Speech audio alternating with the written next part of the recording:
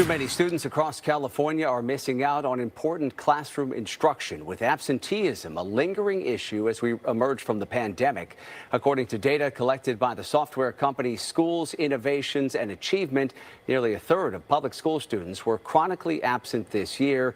That means they missed more than 10% of school days. Before the pandemic, just over 13% of students were chronically absent. So a large jump there. For more on what these numbers mean, we're joined by Tony Wold, the Chief Business Officer in Residence at School Innovations and Achievement. Tony, thank you for coming on today. So what do you make of these figures? Why does absenteeism remain stubbornly high in California? It started when the pandemic began. We had to change our entire messaging as school districts. I remember myself saying, if you're having any symptoms, please stay home, be safe. And that created a very different structure. As we came back in 21, 22, we had all of the different quarantine rules that continued to go back and forth. That once again, safety was the first and most important thing.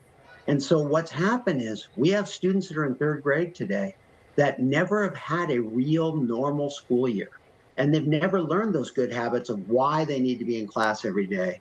So our focus is really that we need to reteach the importance of attendance and really recognize that if you miss 2 days a month, that is going to be a chronically absent student.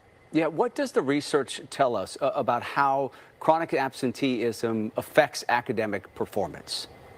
There's a direct correlation. In fact, the University of Chicago did probably the landmark study tracking 130,000 students, and they found that 67% of the students who had course failures or dropped out of school had been chronic for several years.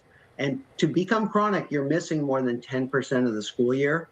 A severe chronic is 20.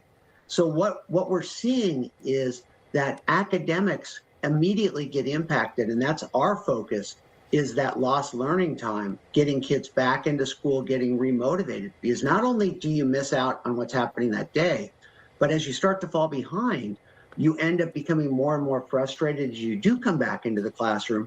And that's why we're seeing more discipline issues and more frustration from students, because we didn't get that initial connection to be there every day.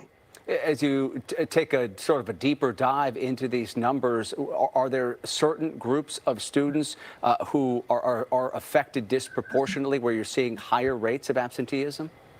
Without a doubt, the biggest concern we have is in our primary elementary grades, kindergarten, first, second, third grade. We know third grade is a pivotal year for every learner. That's the year we're working towards early literacy goals.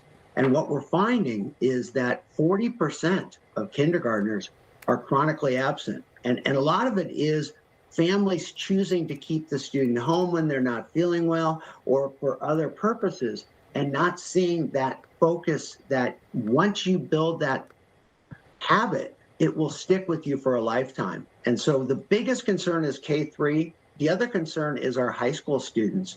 Our 9th and 10th graders today never had a middle school experience. Yeah. So they're trying to learn high school with 6 classes, 7 classes, when they were used to only being with one teacher. Yeah, the lingering effects of the pandemic and the school closures. Tony Wold, the Chief Business Officer at School Innovations and Achievement.